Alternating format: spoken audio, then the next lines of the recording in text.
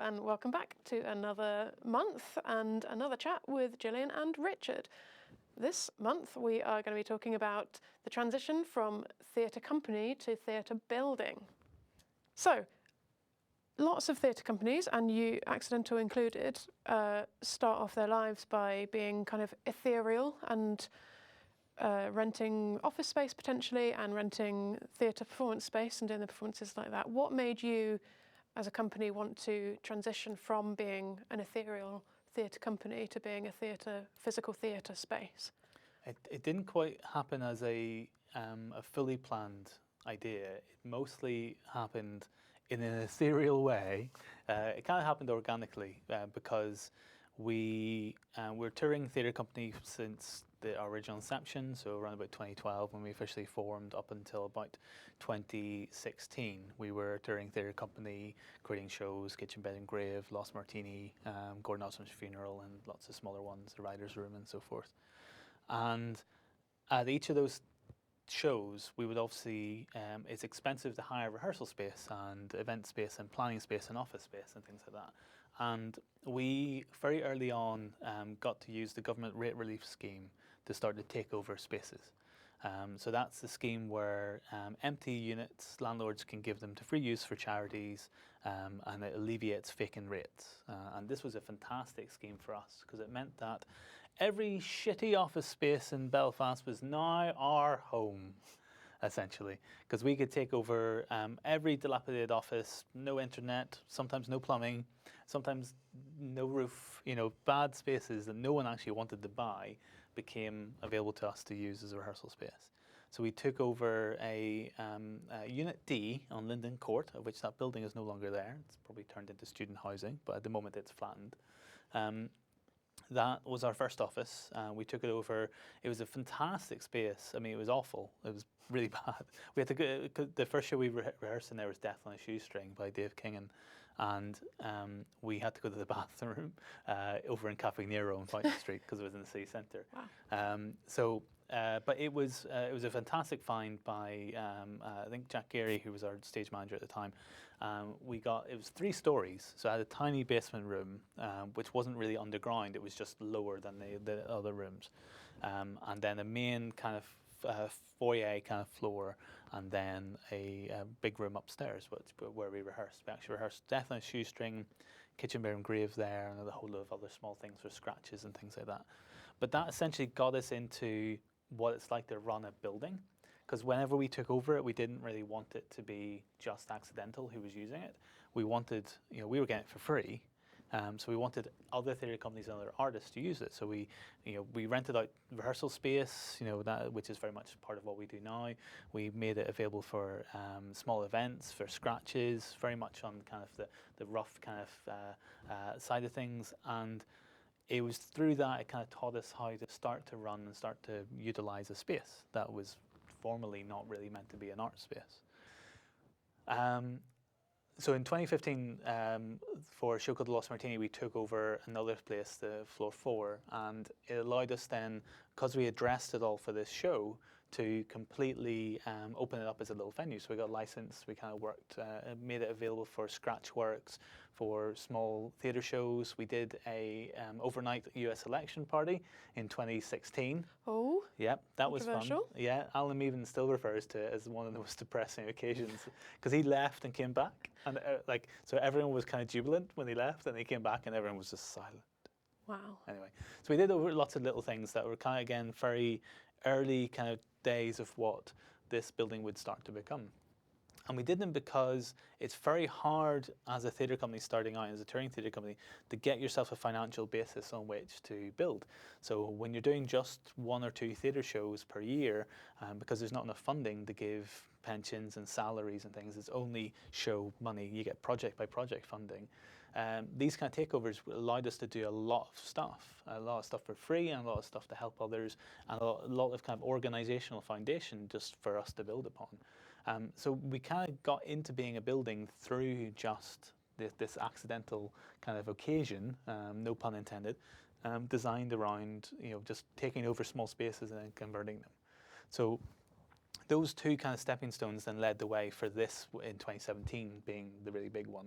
because in 2016 when we got kicked out of floor 4 because the landlord came in and didn't like what we'd done to the building, to the unit, he asked us to leave at the end of 2016. We had a whole closing up party, and at this stage I wasn't living in Northern Ireland, and we had this whole kind of question about whether we just close accidental.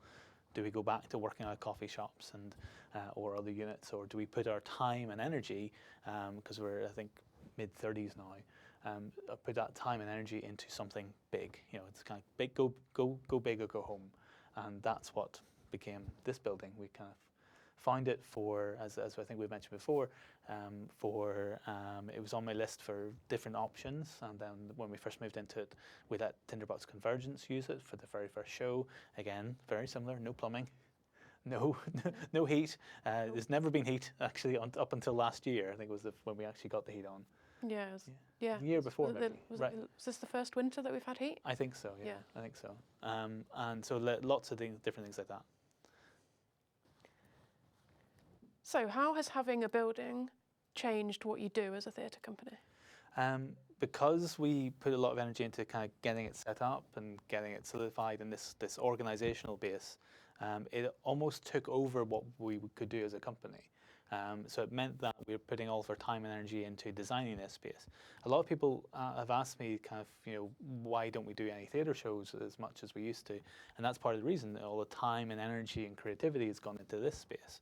So I often kind of refer to it as that this building is now one big theatre show in my mind, one continuous, large, immersive, living theatre show, because that's how kind of I've designed it. Along with, when we first moved in, we had Amadan in, who helped us set up the building, and they then moved over to the vaults, and we designed it as a place for lots of different little theatre companies to build and to have their foundation.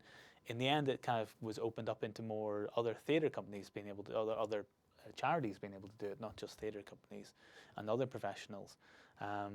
So it allowed us to kind of really broaden who we could help and who we could support, but it also meant that we weren't doing as much theatre. We became multi-format. We became much more about programming, bringing people in, and us doing things here rather than actually touring theatre anymore. So it kind of just gobbled up any other work we were doing. I was going to ask, have there been any cons as well as the pros that a building brings? But you've obviously covered some of that. So what are some of the pros then, as well as it being something to deal with, as well as a place to be? Yeah, I mean, the pro is the largest pro being that we can work with a lot more people. So we get, even yourself and Emma and Marty and Tommy, who are all part of the modern accidental company that we are now. We would never have had the ability to bring anyone in if we were still a touring theatre company. We would be working with freelancers every so often, building a show, and every so often taking it out. So that problem that we had as a small company starting out, not having any foundation, it completely gave us that foundation.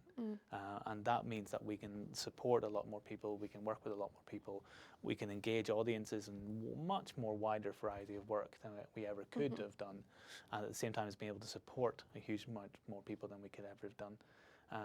And that's it. That's a huge benefit. The con, is that takes all the energy that we've got to just stay alive and keep going. Lots of admin and money, but there's definitely a lot of admin. There's definitely a cost to it. Fantastically, we have different programs like our membership that allow people to support. If they like what we're doing, then they have ways of kind of contributing to that, and the benefit being that we give all of our streaming stuff to everyone who becomes a member. And then there's the shows themselves that allow us to see a lot more artists coming in. So there's huge benefits either way.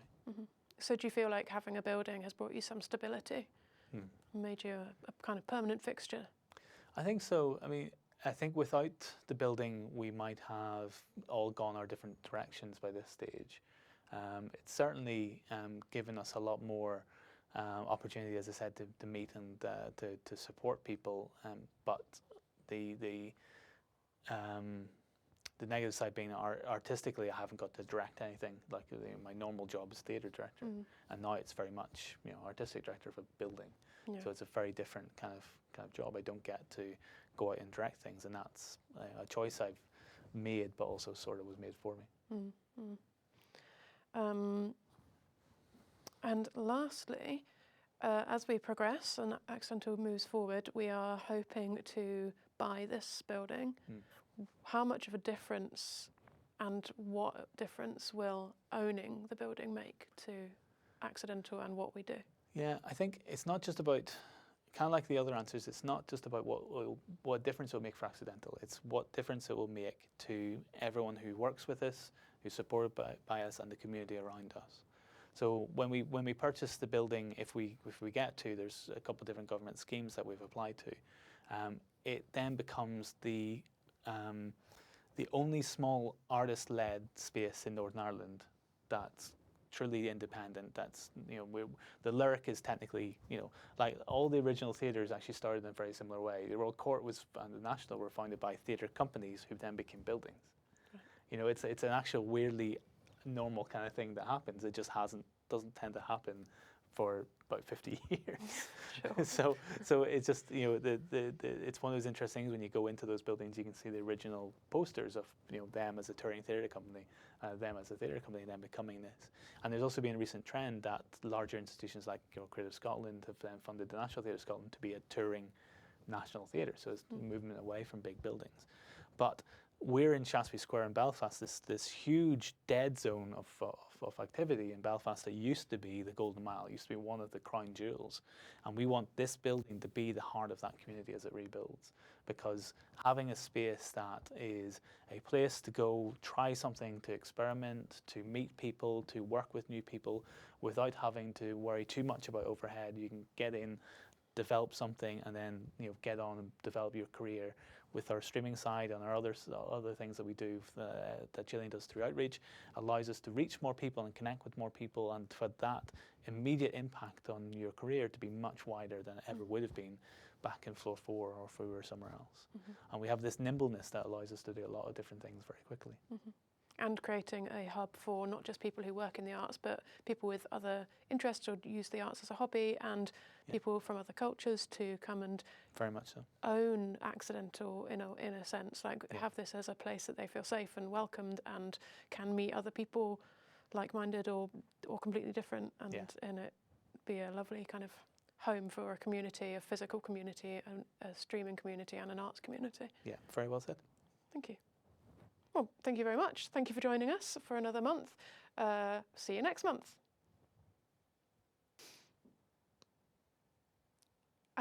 I think they're still watching. Shall we keep talking? No. Okay. Yeah. Subscribe. Go home.